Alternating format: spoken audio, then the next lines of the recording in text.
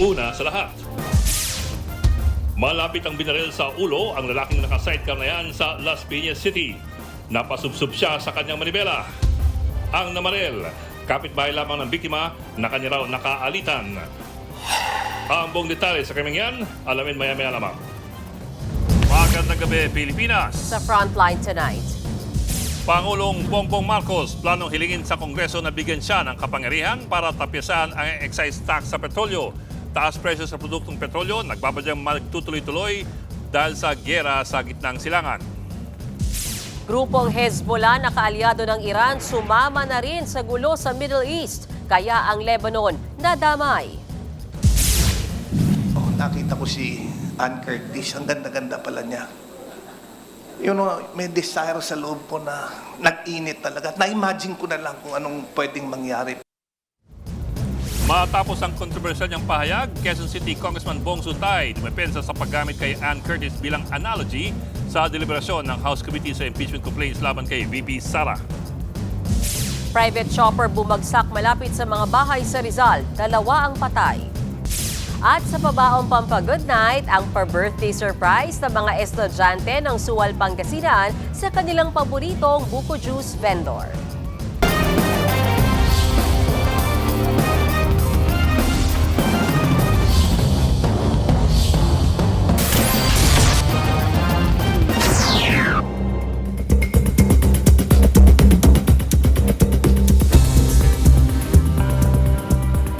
Hihiling ng kapangyarihan si Pangulong Bongbong Marcos sa Kongreso para tapyasan ang excise tax sa petrolyo. Sa gitna yan ang babala ng Energy Department na magtutuloy-tuloy ang taas presyo dahil sa gulo sa Middle East. Nasa frontline ng balitang yan si Maricel Halili. Kung magtutuloy-tuloy ang matinding tensyon sa gitnang silangan, pihadong tuloy-tuloy din ang pagtaas ng presyo ng petrolyo sa Pilipinas. Kaya ikinukonsidera ngayon ng administrasyon ang paghingi ng Authority to Reduce Excise Tax para kay Pangulong Bongbong Marcos sakaling mangyari ito. I am going to talk to the leaders in both the House and in the Senate to maybe this is not yet a sure thing, but this is something that we are discussing, and it could be helpful, is to give me the President the authority to reduce excise tax on petroleum products should Dubai crude exceed $80 per barrel. Pero paglilinaw ng Department of Finance, hindi lang ang presyo ng petrolyo ang ikinukonsidera sa pagdedesisyon kung kailangan ito. Kasama rin dito ang duration o tagal ng paglobo ng halaga ng petrolyo. Even if it exceeds $80 per barrel, doesn't mean we react right away. It also has to exist for a certain period of time. Kasi kung tumaas ang presyo ng 80, isang araw lang, bumaba naman next day ulit ng 77, ba't tayo mag-react? Sa ngayon, nasa $76.50 per barrel ang Dubai crude. Oras na sumampa na ito sa $80 per barrel, magbibigay na ng subsidiya sa sektor ng transportasyon at agrikultura. Ayon sa Pangulo, tatagal pa sa ngayon ng hanggang 2 buwan ang stockpile ng petrolyo. Pero mainam na raw ang magtipid, lalo't hindi malinaw kung kailan matatapos ang krisis sa Middle East. Kakailanganin natin gawin ito upang mabawasan nga ang pagbayad dahil tataas nga ang presyo at hindi lamang sana sa government offices, but we have issued a directive to all the government offices to find ways to save energy in every way. Ngayong araw, epektibo ang halos 2 pisong taas presyo sa kada litro ng gasolina, habang lampas piso naman sa diesel. Babala ng DOE, posibleng lingguhan ang oil price hike. More definite about is that there will be an increase, unfortunately.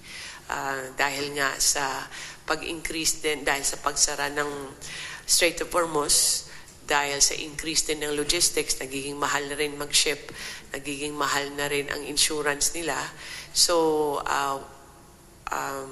let's expect an increase in the pump prices.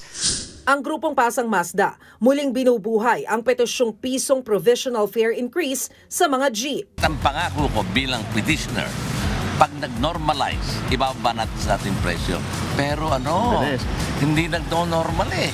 Pataas ng pataas eh. Nagbabalita mula sa Frontline, Maricel Halili, News 5. Suportado naman ng ilang senador ang plano ni Pangulong Marcos na humingi ng kapangyarihan sa Kongreso kaugnay ng excise tax. Magkakaroon naman ng pagdinig sa Senado kaugnay ng mga hakbang ng gobyerno sa gulo sa Middle East. Narito ang aking report. Sa gitna ng gulo sa Middle East, hindi lang daw dapat sa OFWs nakatutok ang ating gobyerno. Ayon kay Senate Committee on Foreign Relations Chairman Senador Erwin Tulfo, dapat ding tutukan ang pagtaas ng presyo ng petrolyo dahil lahat tayo ay apektado. Magpapatawag ng pagdinig si Senator Tulfo para talakayin kung ano ang mga hakbang ng gobyerno sa gulo sa Middle East. Don't have a choice because emergency po ito. We will be sending out invitations now to the different agencies like DOE,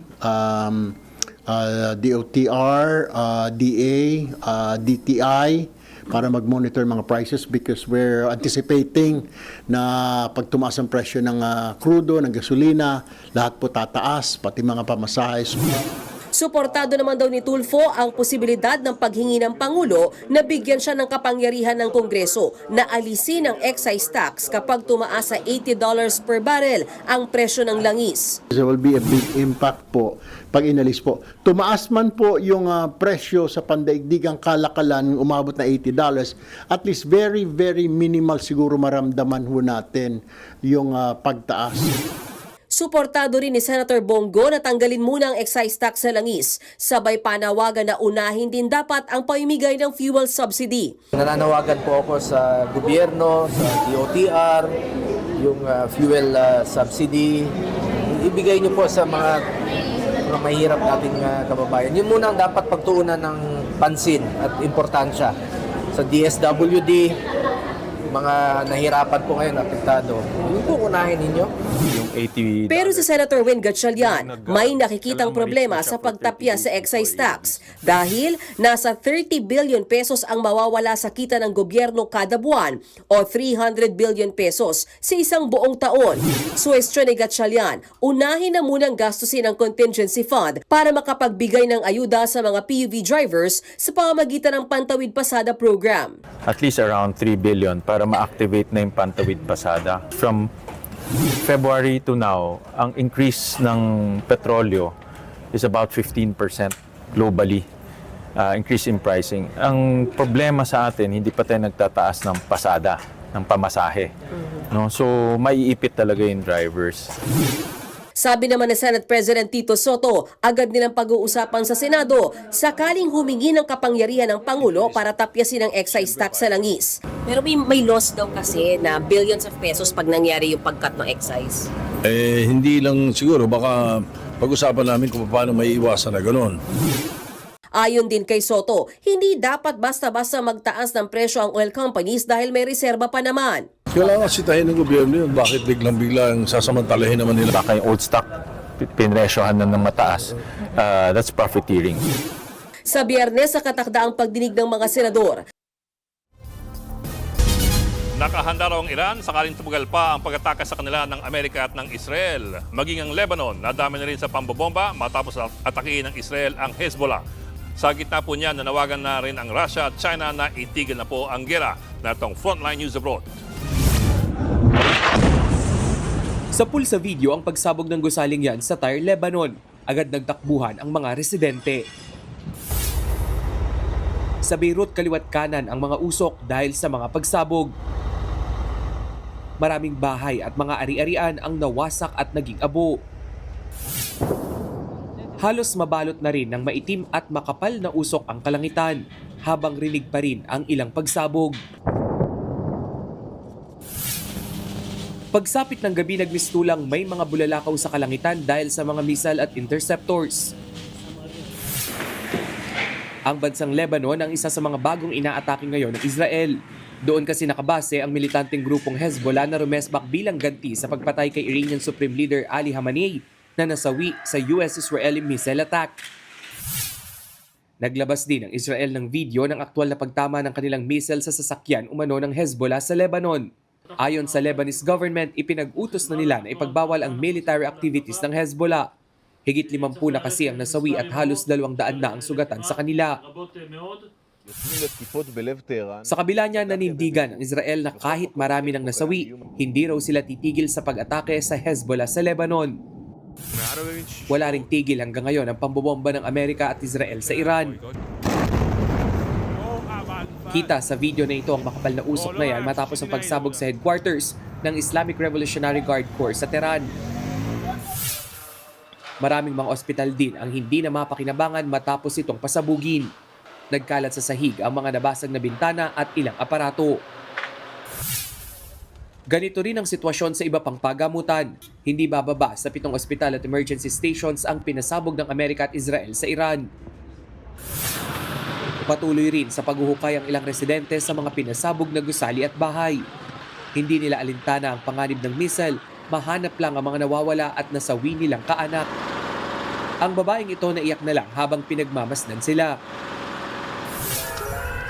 Patuloy rin ang pagganti ng Iran. Namataan ang kanilang pagpapaulan ng missile sa West Bank at ilan pang lugar sa Israel. Pero natatabla ang mga ito kaya debris ang karamihang nagbabagsakan sa lupa. Damay rin sa sigalot ang mga Gulf states na may base militar ng Amerika.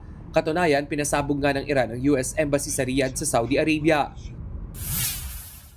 Patuloy rin ang pag-atake sa US military bases sa Qatar. Gayon din sa Kuwait. Nasapul pa nga sa video ang pag-usok ng US Embassy roon. 3 fighter jet naman ng Amerika ang nag-crash matapos itong aksidenteng mapaputukan ng kaalyado nilang Kuwaiti Air Defense. Tinawag nila itong friendly fire incident. Ligtas naman ang 6 na Amerikanong sakay nito. Una nang sinabi ng Israel at ni US President Donald Trump na ang ginagawang pag-atake sa Iran ay para puksain ang nuclear program nito dahil bantayan sa Amerika. Pero giit ng Russia, wala naman daw ebidensya na bumubuo ang Iran ng nuclear weapons. Maging ang China nananawagang itigil na ang giyera para hindi na raw madamay pa ang ibang mga bansa. Sa panig naman ng Israel, lumutang ang isa pang gusto nilang mangyari sa gitna ng kanilang pag-atake, ang pagpapalit ng rehimen sa Iran. Mismong si Israeli Prime Minister Benjamin Netanyahu pa ang nanawagan sa mga Iranian na pabagsakin ang namamahala sa kanila. Una nang sinabi ni Trump na posibleng tumagal pa ng 4 na linggo o higit pa ang military operations nila sa Iran. Pero sabi ng Iran, nakahanda sila sa mahabang gyera. Nagbabalita mula sa frontline, Rainiel Pawin, News 5. Gyera na naman sa gitnang silangan, pero ngayon mas malaki ang panganib at mas malawak ang walang kasiguruhan. Ang mismong tinarget at napatay kasi ngayon ng US at ng Israel ay ang liderato ng Iran, si Supreme Leader Ali Hosseini Khamenei. Siya po ang successor ng mamatay si Ayatollah Ruhollah Khomeini noong 1989. Hindi po sila magkamag-anak, magkaiba po ang kanilang apelido. Medyo iba ang sistema ng gobyerno sa Iran kumpara po sa atin. Meron din silang presidente, pero meron silang supreme leader. Pero ito po, ang presidente, siya po yung in charge ng day-to-day governance. Pero siya rin ay nasa ilalim ng supreme leader na siya namang talagang namumuno. Katunayan, pwedeng sibakin ng supreme leader ang presidente. Ang supreme leader naman ay pinipili ang tinatawag na Assembly of Experts. Itong 88 mga Islamic scholars or clerics na hinahalal ng mga Iranian voters. So, in a way po, para siyang parliament na hinahalal, kung saan ang parliament naman ang namimili ng kanilang prime minister. Ang kaibahan lamang, puro po mga Islamic clerics ang lahat ng mga ito. Pero hindi parating ganito ang Iran. Katunayan, may panahon pa po dati na mas secular pa ang Iran. Ang tinuturing na father of modern Iran ay si Shah Reza Pahlavi, isang dating Persian general na nagkudeta at naging prime minister ng Persya noong 1925. Persya po ang lumang tawag sa Iran at ang mga Iranians po ay hindi po Arabo. Sila po ay Persians. Magkaiba po yun at sensitibo po sila sa detaling yan. Tong 1935, hiniling ni Shah Reza sa buong mundo na ang itawag na sa Persya ay Iran. Ang pangalang Iran ay kataga na ang ibig sabihin sa salitang Middle Persian ay Aryan. Noong 1940s at 1950s, constitutional monarchy pa ang Iran. Meron pong parliament pero meron ding hari. Pero taong 1953, sinubukang i-nationalize ni Iranian Prime Minister Mohammad Mossadegh ang Iranian oil industry na hawak noon ng colonizer nito, ang Britanya. Ibig pong sabihin, gawin na itong pag-aari ng Iran imbes na pag-aari ng Britanya. At para po pigilan yan, nagsagawa ng kudeta ang Britanya at ang US para patalsikin si Prime Minister Mossadegh. At dahil po dyan, lalong lumakas ang kapangyarihan ng monarkiya sa ilalim naman ni Mohammad Reza Pahlavi, ang anak ni Shah Reza. At lumapit din ang relasyon ng monarkiya sa Amerika. Inarmasan ng Amerika si Reza Pahlavi, mga baril po, eroplano at mga armas. Katunayan, ang Iran nga ang kaisa-isang foreign country na binenta ng Amerika ng kanyang dating premier fighter jet, ang F-14 Tomcat. Yun lang, naging malupit si Reza Pahlavi at noong taong 1979, dinepose siya ng mga Islamic clerics sa pangunguna ni Ayatollah Ruhollah Khomeini. At diyan nagsimula ang Islamic Republic of Iran na pinoproblema ng Amerika ng halos kalahating siglo na. Sa iba pang balita, tinalakay sa House Committee on Justice ang nilalaman ng impeachment complaints laban kay VP Sara Duterte. Naging mainit ang balitaktakan kung impeachable bang maituturing ang mga alegasyon laban sa bise. Nasa frontline na balitang yan si Marian Enriquez. Inumpisahan ngayong araw sa Kamara ang deliberasyon kung sufficient in substance o may sustansya ba ang dalawang impeachment complaints laban kay Vice President Sara Duterte. Sa pagtalakay ng sufficiency in substance, tutukuyin kung impeachable offense ang mga inilatag na alegasyon. 6 na grounds for impeachment ang inilatag sa Father Zabalya et al. Complaint. Una, pinunto ni ML Party List Representative Leila De Lima na si VP Sara ang pinaka-responsable sa umano'y pagwaldas ng higit 612 million pesos na confidential funds ng OVP at DepEd. Inaakusahan si VP Sara ng culpable violation of the Constitution at betrayal of public trust nang mag-commit umano ito ng plunder, malversation at graft and corruption. Isa sa mga mainit na debate kung meron nga bang aligasyong binulsa mismo ni VP Sara ang confidential funds. Pinapakita po na yung 125 million na yon hindi napunta sa dapat puntahan ng such a sensitive funds as confidential or intelligence funds. We can actually say that this were simply appropriated by VP Sara for her personal gain. Kapag hindi napunta dun sa dapat puntahan, at sabi nga sa affidavit ni Ramil Madriaga, ay ito ay napunta sa iba-ibang tao na ano ba sila? Hindi naman sila part of anything. Wala namang sinabi. Dito po yung sinasabi, conspiracy. Hinahanap po natin kanina yung 125 million. With all the documents, kaya po yung COA naglabas ng AOM, naglabas ng kung ano-ano mga pangalan na eventually nakita po natin yung mga pangalan ay hindi makita. Muli ring ipinakita sa komite ang no-joke video kung saan sinabi ni VP Sara na kumontrata na siya ng assassin para ipapatay si PBBM, First Lady Liza Araneta Marcos at nooy Speaker Martin Romualdez sakaling may mangyaring masama sa kanya. Giit ni De Lima ang pakikipagsabwatan para ipapatay ang Pangulo ay hindi dapat isawalang bahala. Giit ni Quezon City Representative Bong Sontay, wala naman daw aktwal na nangyari, bagay na tinabla ng ilang kongresista. Lo and behold, they are both alive. So ibig sabihin walang overt action which was done. You know, sometimes when I go home late, my wife always threatens to kill me. Sabi sa akin ng asawa ko, papatayin kita na eh. Umaga ka na naman umuwi. Due respect to Congressman Sontay, I do not know if he is lawyering with for the Vice President, because I would even think that he is right now defending her.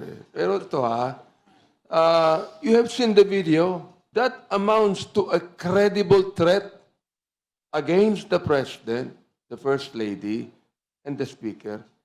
That is not political noise, just like what he's saying about his wife. What he's saying about his wife is only political noise. No, but my wife But that is not political noise. Madam Chair, that is a red flag for national stability and constitutional order. My husband, he received threats before he was tragically murdered. Nangyari po yun sa amin. When the VP reportedly made statements implying harm to the President, the First Lady, and the former Speaker, Those statements are serious, even if phrased as conditional. Bukas itutuloy ang pagdinig ng komite kung sufficient in substance ang lumusot na ikalawang impeachment complaint laban kay VP Sara na inendorso ni House Deputy Speaker Paulo Ortega at Human Rights Committee Chairman Benny Abante. Nagbabalita mula sa Frontline, Marian Enriquez. News 5. Naglabas ang Sandigan Bayan ng precautionary hold departure order laban kina Benguet Congressman Eric Yap at kapatid niyang si resigned ACT-CIS Congressman Edvic Yap. Ito'y upang hindi sila makaalis ng bansa. Kasunod yan ng hiling ng Ombudsman na may gumugulong na investigasyon sa dalawa. Tinuturo mga persons of interest sa magkapatid na Yap sa hindi natapos na flood control project sa La Union.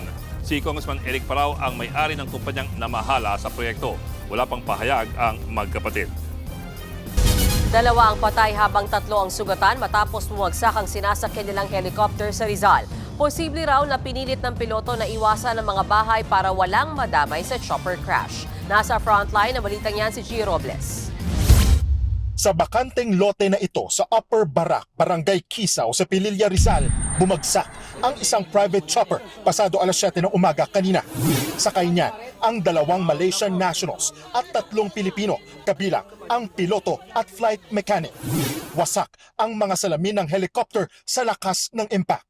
Duguan naman ang mga sakay. Sa video na ito, nakita pang nag-aagaw buhay ang ilang sakay ng helicopter. Unang sumaklolo sa kanila ang mga residente sa lugar. Patay ang pasaherong Malaysian at isa pang sakay na Pilipino. Isinugod naman sa ospital ang piloto ng helicopter at 2 iba pa na pawang kritikal ang mga kondisyon. Nakausap pa raw ng construction worker na si Teng ang piloto ilang minuto matapos bumagsak ang helicopter. Masakit yung kanyang likod. Yun ang kanyang iniinda niya yung likod niya. Tapos yung isa naman nasa gilid, Pilipino rin na na nagdadasal siya.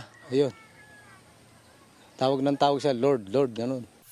Nakita rin umano ng residenteng Sinilo ang pagbagsak ng helicopter na may tail number RP C3138. Hindi raw sila agad nakalapit sa helicopter dahil umiikot pa ang elisin nito. Nang makalapit, nag-alinlangan din umano ang mga residente na ilabas agad ang mga pasahero dahil sa takot na posibleng lumala ang mga sugat na kanilang tinamo. Ang nakita namin yung sa gitna, sir, talagang duguan na talaga yung bungang niya. Tapos ang nakita ko rin sabi ko wala na siguro, patay na yan. Gumanon lang 2 beses, yung gumanon tumuo siya. Muntik na raw tumama sa mga bahay ang helicopter na pabalagbag ang pagbagsak. Sa isang pahayag, sinabi ng Civil Aviation Authority of the Philippines na patuloy pa ang investigasyon sa insidente. Nasa crash site na ang Aircraft Accident Investigation and Inquiry Board ng CAAP kaugnay niya. Sa paunang investigasyon mula San Juan sa Metro Manila at patungo sa Nangginyangan sa Quezon Province ang bumagsak na Bell 505 helicopter. Hindi pa masabi kung mechanical o human error ang sanhi ng pagbagsak nito. Kung si Mayor John Masinsin ang tatanungin, tila pinilit daw ng piloto ilayo sa mga bahay ang helicopter upang wala nang ibang madamay. I know it's unfortunate, pero I want to commend how the pilot was able to navigate the area kasi walang 5 dipa yung layo sa bahay and nai-swak niya sa gitna ng isang bakanting lote. So, yung mga bahay doon are safe, walang local na nasaktan. Nagbabalita mula sa Frontline, Gio Robles, News 5.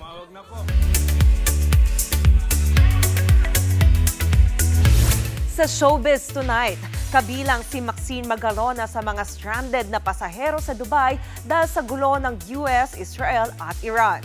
Kasama ni Max ang kanyang partner na si Joff Gonzalez. 1 linggo na raw sila sa Dubai. Sa kabila nito, feeling safe and peaceful naman daw sila. Natuwa rin si Max sa defense system ng UAE na na-intercept na raw ang higit 100 missiles at drone attacks. Inaatake ng Iran ang Dubai dahil may base militar doon ang Amerika. Stay safe po para sa mga kapatid natin sa Middle East. Meanwhile, more showbiz updates to go sa aking pagbabalik. Susunod, Congressman Bong Suntay, hindi raw magsusorry tungkol sa kanyang imagination statement sa aktres na si Ann Curtis. At ang controversial IG post ni Park Rob tungkol sa umano'y drug abuse ni Sandara Park. Magbabalik pa ang Frontline Tonight.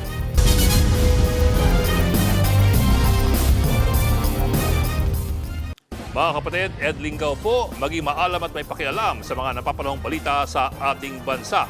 Para sa mas malilimang pagtalakay at paghimay sa mga issue at headlines, mag-follow at mag-subscribe sa social media pages ng News 5.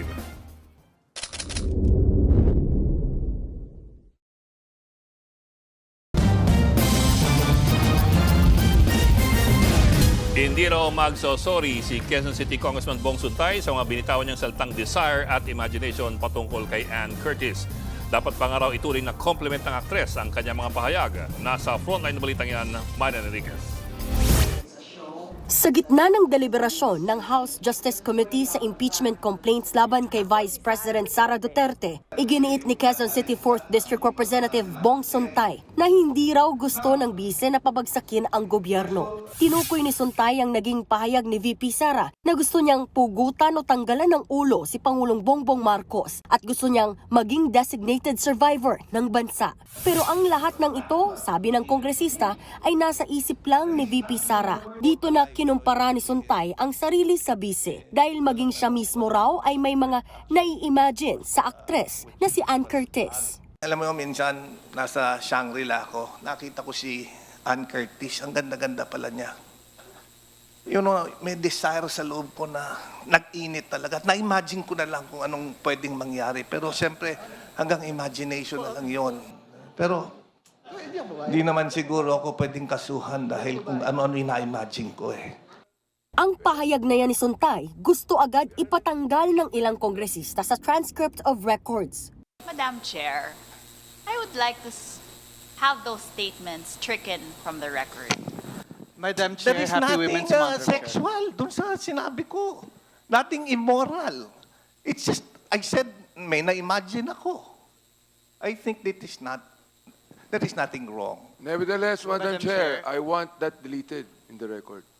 Di rin napigilan ng ilang babaeng kongresista na bumwelta sa sinabi ni Suntay. With all due respect to my friend, Congressman Bong Suntay, it is just the start of the Women's Month. And I don't think that we should be hearing such comments from our dear colleagues.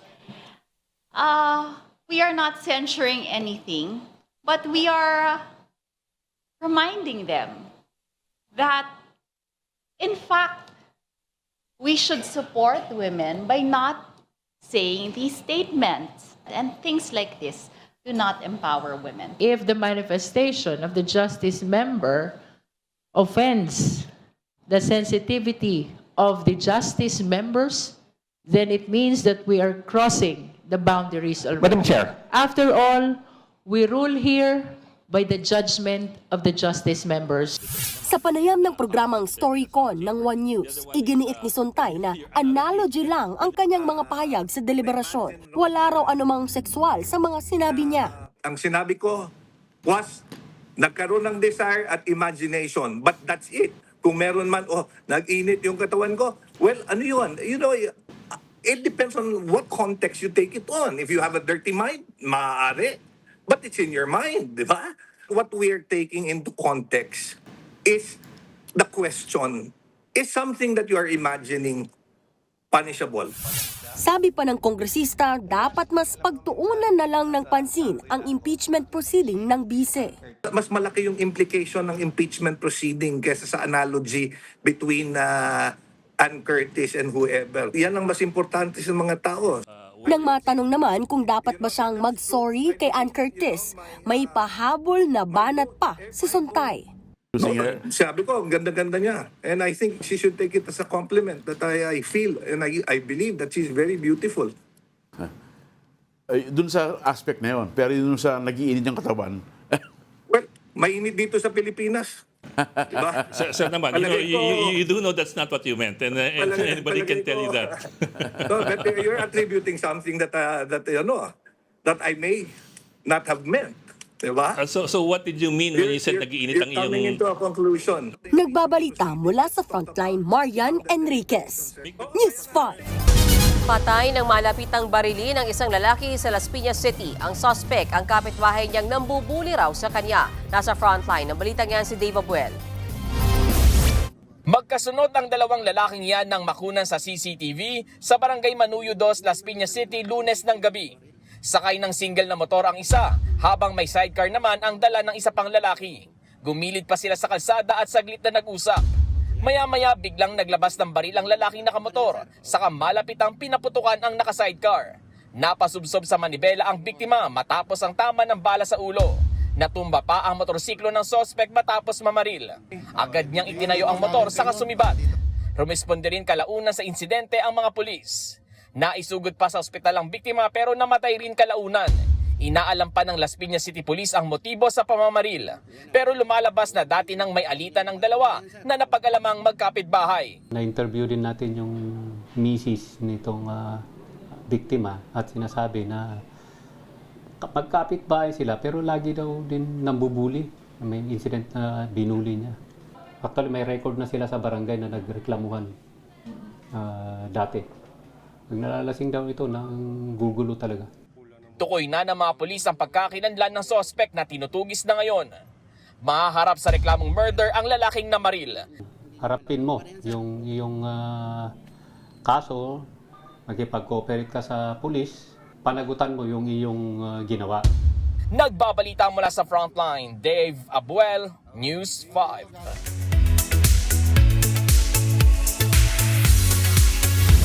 Hot topic ngayon ang post ni 21 member Bomb tungkol sa umano'y drug abuse ng co-member niyang si Sandara Park. Sa kanyang handwritten sa IG, inungkat ni Bomb ang kinasangkutan niyang drug scandal noon. Nilinaw niyang inarest o nireseta lang sa kanya ang Adderall para gamutin ang kanyang ADHD. Ang nahuli raw noon ay si Sandara dahil sa paggamit umano ng droga. At para pagtakpan yan, si Bomb daw ang ginawang panakip butas. Binura na ni Bomb ang post na yan. Taong 2014, nang pumutok ang drug scandal na kinasangkutan ni Bomb. Pero ayon sa mga report, 2010 pa raw ito nangyari. Nagpasok daw si Bomb ng 82 tablets ng Adderall sa South Korea. Illegal yan sa kanilang bansa. Inimbestigahan dyan si Bomb pero ibinasura rin ito. Sa report naman ng Korean media outlet na OSEN, sinabi raw sa kanila ng close associate ng singer na wala sa maayos na kondisyon si Bomb nang isulat niya ang letter na nagdadawit kay Dara. Humingi rin siya ng pag-unawa sa fans. Itinanggi na rin ni Sandara ang akusasyon base sa report ng Naver.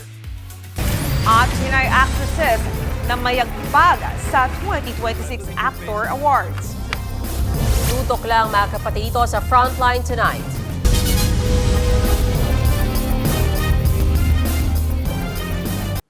Mga kapatid, Mean Los Baños po, huwag magpahuli sa mga balita at impormasyong dapat ninyong malaman.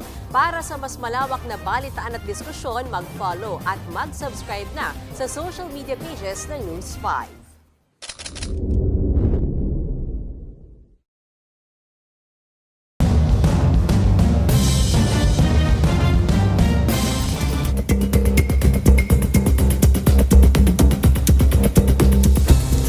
Stranded pa rin ang maraming pasahero sa NAIA dahil sa canceled flights na apektado ng gulo sa Middle East. Nag-alok na ang Overseas Workers Welfare Administration o OWA ng hotel accommodations para sa mga stranded na OFW.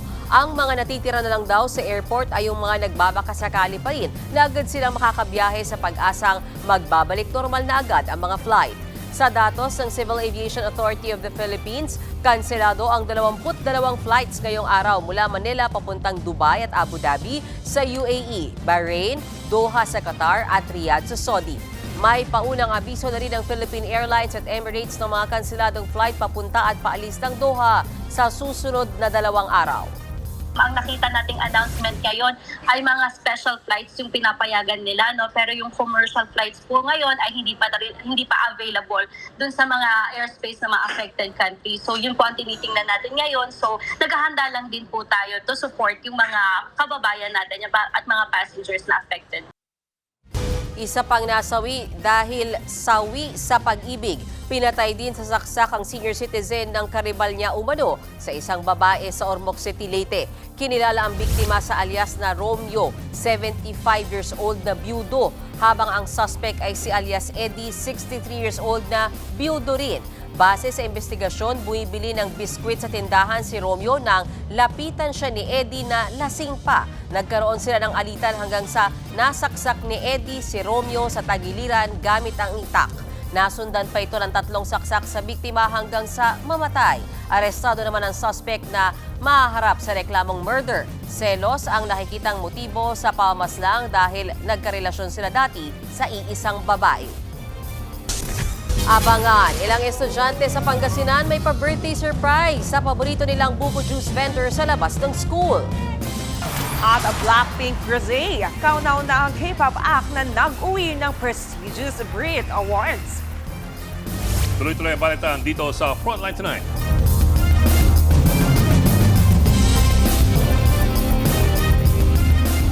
Mga kapatid, Johnny Alipon po, maging updated sa latest entertainment at lifestyle. Huwag magpahuli, mag-follow at mag-subscribe na sa social media pages ng News 5.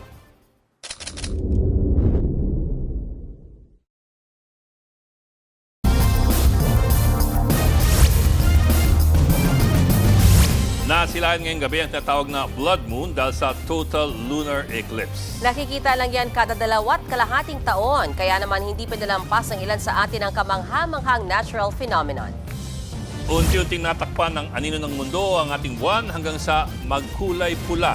Nangyayari ito tuwing napaggigitnaan ng mundo ang araw at buwan. Sa Luneta, pinilaan ng mga namamasyal ang libreng telescope viewing. Manghang-mangha, lalong-lalo na ang mga bata nang masilayan ang pulang buwan. Nagiging pulang buwan dahil nababaling ang direksyon ng liwanag ng araw na tumatama sa ating atmosphere. Pero hindi nasasama diyan ang red wavelength. Syempre, nakapag-post na ba ng blood moon ng lahat sa binahaging larawan ng isang netizen sa Cagayan? Kitang-kita ang glowing red na buwan sa madilim na kalangitan. Pati sa Batangas, nasaksihan ng mga kapatid natin ang unti-unting pagdilim ng buwan dahil sa anino ng mundo. Kitang-kita rin sa kuha ng isang netizen sa Isabela ang reddish-orange na shade ng blood moon. Nasilayan ng Pilipinas ang total lunar eclipse sa loob ng 59 minutes.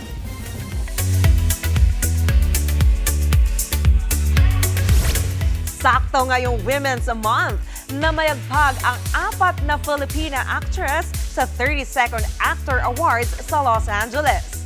Wagi ang medical drama series na The Pit bilang the Best TV Drama Ensemble. Kasama sa cast ang mga Pinay na sina Isa Briones, Ameline Abelera at Christine Villanueva. Kinikilala rin ang The Pit bilang isa sa mga unang foreign-made TV series na tampok ang Filipino medical workers abroad. Wagi rin ang Filipina-American actress na si Hailey Steinfeld para sa horror film na Sinners. Nanalo yan ng Actor Award bilang Best Cast in a Motion Picture. Hindi naka-attend ng event si Hailey na kaka-announce lang ng kanyang pregnancy noong December.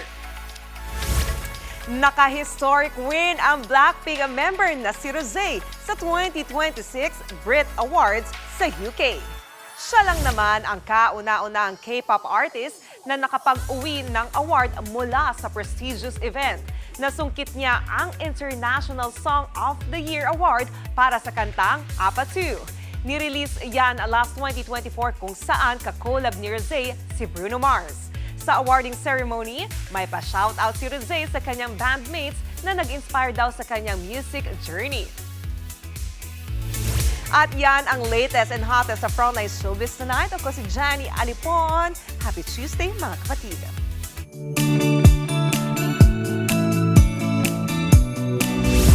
Siya pa rin kumanta ng Apatu. Siya nga. Tagal na, sir. Hindi ko lang nakita yung mukha eh. Ganda? Ganda naman. Okay lang eh. Okay, Snobero. sige. Yeah, sige. Sige, sayin mo na yan. Yung nauna niyang kanta doon, ano? Ano? Tattoo. O, hindi pa tayo tapos. May papasahin ka pa. Para sa ating papahampa pa, good night. May pa-birthday surprise sa mga magkaklase sa Sual, Pangasinan. Oy, binigyan nila ng treat ang isang buko vendor na matagal nang nagtitinda sa harap ng kanilang eskwelahan. Nagtitinda lamang ang vendor na si Ramil Erames nang hatiran siya ng birthday cake. Para po yan sa kanyang 50th birthday. Minsan na rin daw nakakwentuhan ng mga estudyante si Ramil tungkol sa kanilang mga hamon sa academics. Ang binigay na advice sa kanila ni mamang vendor, mas maigi pang tiisin ang ACADS kesa walang diploma. Tama. Kung si Rosé may attitude, si Kuya may pabuku. Kanya to. Oo, minsan lang, sir. O, once a year lang to. Tanggapin mo na, ito na. Masama yung loob. Thank you so much, mga kapatid. Pinag-isipan ko talaga yon. Kanina pa, mga 2 hours na siguro. Very good si Johnny dyan. Very good. Nakita niya yung blood moon? Nakita rin ni... Nakita ko. yung blood moon eh. Tapos, naglakad lang ako. Hindi ko Wala ka talaga, no? Wala. Realize ko ngayon, sabi ko, tingin ko nga ba na nakapinicture, ano? Nakita ko na yung mga nasa harap ako pinipicture. Kasi ko, blood moon, okay. Hindi mo magaling makakuha eh. Pero minsan papaisip ka na AI Baka kaya na-edit, yun. oo. Hindi. Sana Ano, hindi. there are some phones that some people have found out. When you take a photo of the moon, it automatically Translates does to ano? AI. Ibig sabihin, kasi they're already publicly available images of the Oh, moon. yeah, of course. So it superimposes details that are not in the photo. I forget which brands they were. Pero may mga ganong issue dati na some photos of the moon are not actual photos but AI photos that you don't even know were AI by your own phone. So, pag na-miss mo lang yung blood moon, gamitin mo na lang AI na yun. Okay. Mag-extra ka, 11:01 na. Baka mag-jump pa itong isa eh. Yan po ang kureto yung sinduin itong pag-image malagang headlines. Wala siyang entry. Kaya balik sa blood moon. Balitaan at diskusyon para sa paghubog ng matalinong opinyon. Eh, yung tatutu. Sige. Nauna ako sa inyo. Wala. Kami yung kapit sa Bata Public Service. Ako po si Mendes Baños Orosei. Ako na po si Edling Gao. Walang iwanan sa Frontline Tonight. Ayun.